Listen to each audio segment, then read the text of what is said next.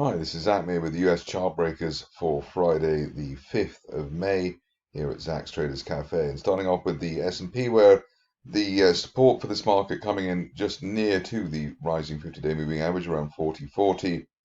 Above that, we're hoping that we'll head back to the top of the range, 41.60, and then break out finally towards 42.65 if the Fed pauses on raising interest rates, which the only effect there just seems to be not reducing inflation, but actually just making banks go bust, which is obviously not a good look if you're a central bank yourself.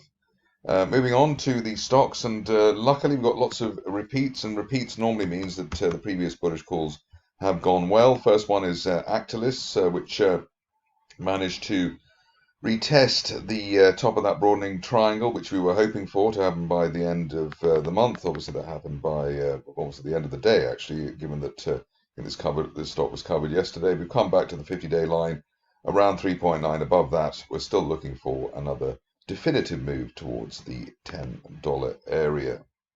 Stock which is also on the front foot at the moment, Arconic, and here we have basically what I call a handbrake turn. So shares falling below a falling 200-day moving average and then gapping up above it. We can see that we're in a rising trend channel here, which has been basically in place since September. Top of the channel there around $31, so we could still have a bit more upside there after the spike that we had higher yesterday.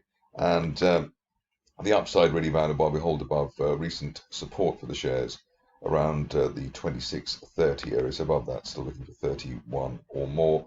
In fact, it'd be even better if the shares didn't go back below the $28 level, which was the February-March resistance for the stock. Another stock with a strange name, which has appeared here quite recently, is Datadog, and here the bulls have come up with the goods in the sense that we managed to gap through the 50-day moving average. That's around the $70 mark. Above that, we're looking for a resistance line target from back in December. Top of the triangle there, heading for $95 or so, and we could hit that by the end of next month, especially while we're above the 50-day line and the $70 area. Initial target there, obviously the 200-day line, 200-day average at around $81, hopefully over the next week or two. Another repeat offender, let's say, is Guardforce AI. Obviously, AI a very popular subject at the moment. Here we managed to rebound off a recent support, and the recent support area around $4.50. And the view now is that the longer we stay above the $4 to $5 area, the greater the chance of a fill of that gap down from $11.50 and the 50-day moving average. So maybe we see that sometime by the end of this month. Moving along to probably arguably the star of the show in terms of the Chartbreakers selection today, Immunogen, and here you can see that we've had the big gap higher, looking for that resistance line projection as high as $15 to be hit over the next week or two, especially while we remain above yesterday's support around $12. So above 12, looking for 15 on Immunogen. Obviously, we've had the great double gap higher for the stock over the recent past. Next situation coming up, and it's Moneygram, so it's a more famous name here. We've had quite a sharp bear trap rebound from below the old April support there around $9.20, and above that looking for a target along the lines of the line I will draw in a second, heading up towards the $11.80 area. Hopefully we'll hit that over the next week or two while we remain above the 50-day moving average around $10.50. New name, I think, for this particular selection, hopefully it will be a frequent flyer as well, is coming up next. Here we can see that we've got MDJM Limited breaking through recent resistance around the $2.20 level.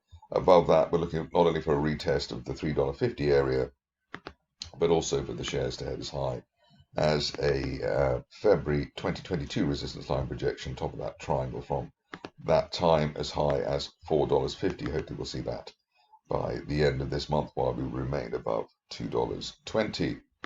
The stock which I covered very recently is back, Nano-X Imaging. Here you can see that we've broken above recent resistance and are heading up to the target that we had by the end of the month, up to $16. Hopefully, the longer we stay above around the $12.50 area, which is or was resistance on the way down, then $16 could be hit by the end of this month, and hopefully much sooner.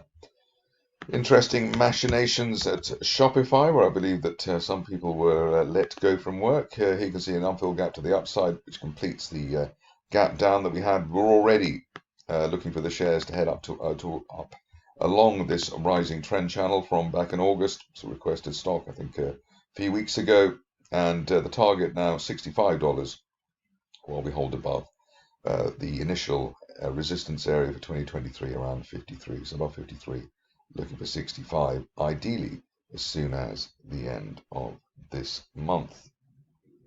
Moving along to another budding bull situation. Here we've got Sigmatron, and here we've had a gap close buy signal, so above $3.10, looking for at least the resistance area from back at the end of last year, back in December, heading for $5.50, hopefully by the end of this month, especially while we hold above the 50-day moving average around $2.90.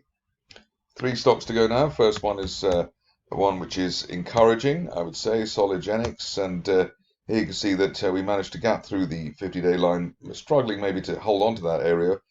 Would hopefully not want to see any end-of-day close back below $1.20, which was recent support. So above $1.20, still looking for a retest of yesterday's resistance towards $4, maybe by the end of next month. We've still got that bullish divergence in the RSI window, which should hopefully mean that the shares avoid making a new low.